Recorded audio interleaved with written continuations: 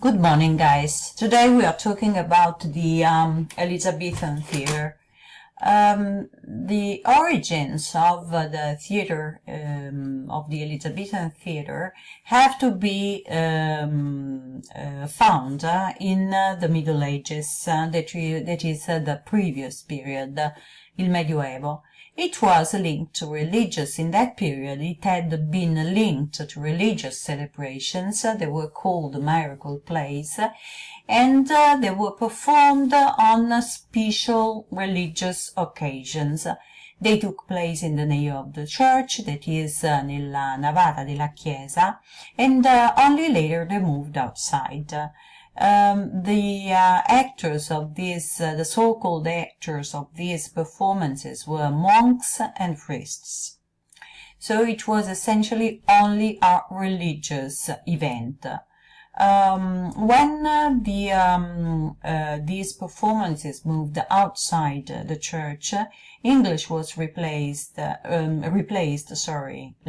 that was the language used in the miracle plays, and lay people, dei laici, took the place of monks and priests. So lay people became actors in these performances. This kind of plays were called mystery plays.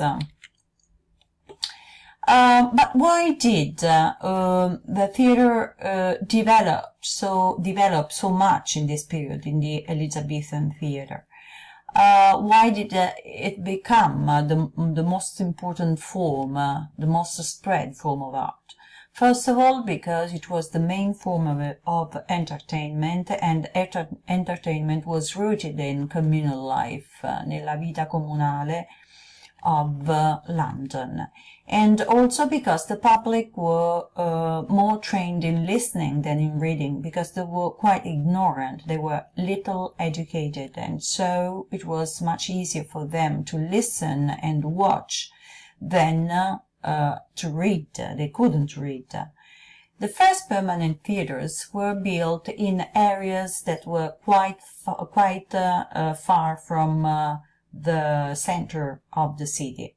As you can see in this picture, this was the city of London. By city of London, we don't mean città di Londra. Nowadays, the city is just a part, an area of London. That is the area where originally the city, where the town was founded in Roman times, between the 1st and the 4th century Anno Domini. Well, as for the theatres, the first theatres were built outside the area of the city for different reasons, but mainly because they were considered a means of spreading of diseases, because in the theatres there was a concentration of so many people, and so diseases such as the plague could spread more easily. And also because they were considered corrupted places, essentially by the Puritans, and for many reasons, such as the fact that the female roles were performed by men, and that was a taboo that couldn't be overcome by the Puritans, and also because they thought that in some way the theatre could threaten, minacciare the sermons of the preachers on the pulpit, because they could look more interesting than a sermon of a preacher. And these are just a few reasons why the theatre was ostracized by the Puritans in this period. So, for a series of reasons, these theatres were built outside the center of the city. The theatre and the curtain that were founded by James Burbage, a carpenter, un falegname, were built well far from the city wall. okay, and so they were very far from the city. And some other theaters, such as very famous theaters that were built in this period, were the Rose, the Globe, the Swan, and they were built on the south bank of the River Thames, again far from the city of London.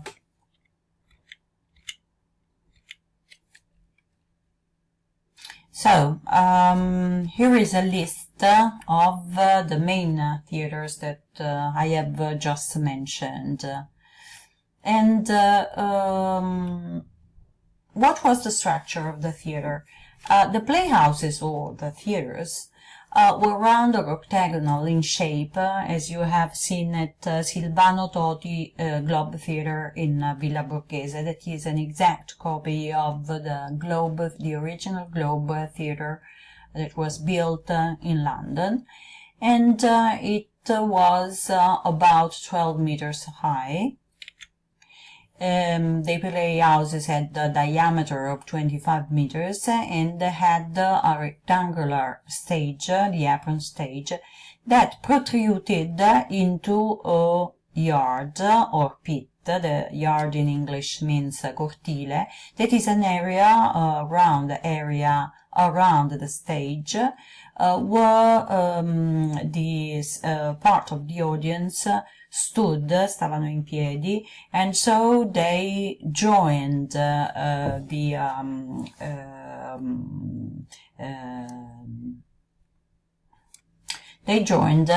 action on the stage. This stage didn't have any curtain, so differently from today, where we have a stage in front of the audience, this stage protruded into the area where the audience stood, and there was no curtain, differently from modern theaters. The stage was covered by a thatched roof called shadow, while the central part of the theater was untouched. That is, unroofed, sorry. That is, it wasn't covered. That meant that people, the poor, that stood in the yard were exposed to rain and bad weather. The stage was supported by 2 pillars. The structure included 3 tiers of galleries around the stage, and there was an actors tiring house behind the stage. There was a trap door in front of the stage used for apparitions or disappearances, and an inner stage used for discoveries or concealments, such as Juliet's tomb in Romeo and Juliet, and the hiding place for Claudius and Polonius in Hamlet.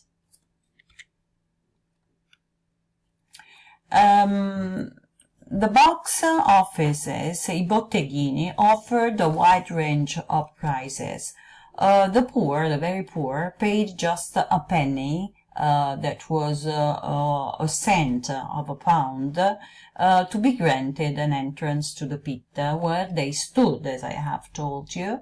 And just to realize how much they paid, a penny was 1/12 of a London worker's weekly salary.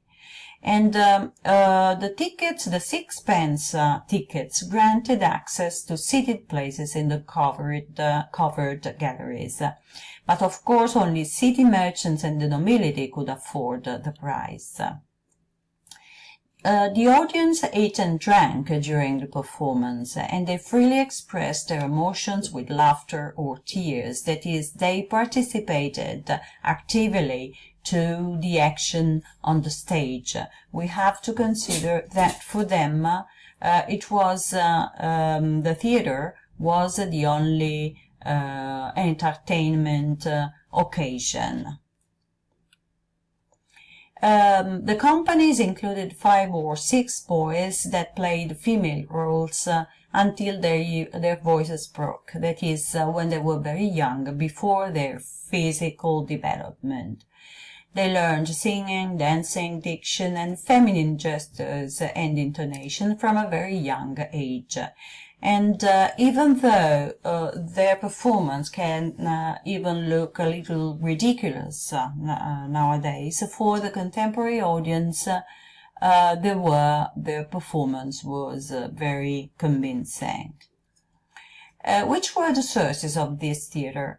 Well, thanks to the translations from Italian to English, the Italian Commedia dell'arte was one of the main sources of the Elizabethan theatre, and also the works of Niccolò Machiavelli with their display of horrors, unnatural crimes, vice and corruption, but especially the Greek tragedies, and in particular the Latin playwright Seneca, with his tragedies full of blood and revenge. They were the main source of inspiration for the Elizabethan plays, the Elizabethan drama.